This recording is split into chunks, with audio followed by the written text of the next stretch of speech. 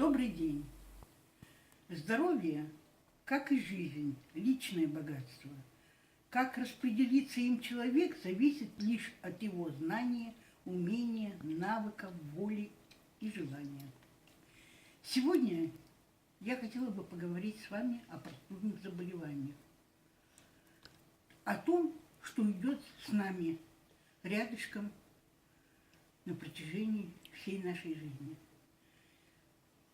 Немного простыл, немного ноги промочил, немного на остановке постоял, немножко ветерком отдуло, и вот мы к вечеру уже чувствуем себя слабость какую-то, какое-то недомогание, хочется полежать, немножко голова побаливает, и чувствуем мы, что начинаем заболевать.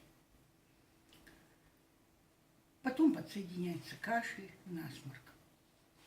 Чтобы избежать дальнейшего расцвета этой болезни, я хочу порекомендовать вам несколько тех рецептов, которые легко в домашних условиях можно сделать, и при этом не затрачиваясь ни на что.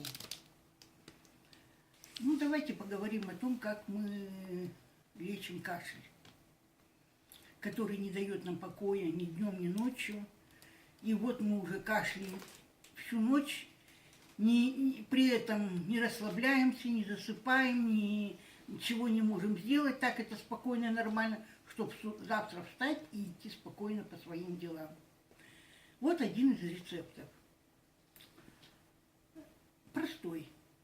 Берете столовую ложку сахара и где-то на сковородочке его или в какой-то посудке вы его обугливаете на сухой сковородке.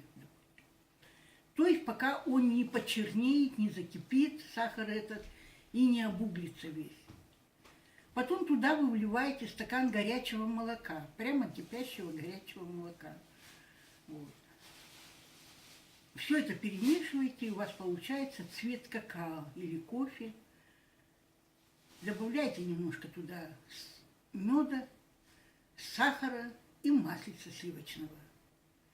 И все это вы выпиваете. И я вас уверяю, вы выспитесь хорошо, отдохнете хорошо и будете чувствовать себя очень прекрасно. Вы или ваши дети, ну кому надо.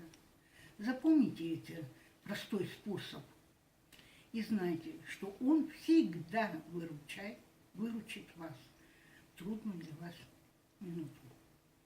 Еще наиболее такой простой способ, который даст вам желаемый результат, это обычная наша морковь.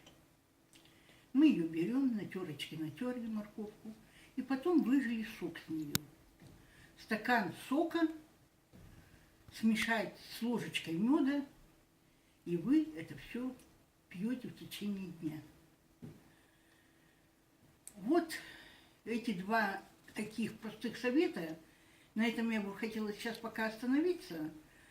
Дальше я продолжу свою тему в следующей части своей передачи. А вам желаю здоровья, и если есть какие-то вопросы, пожалуйста, присылайте. Будем рассматривать, будем говорить и будем решать проблемы сообща.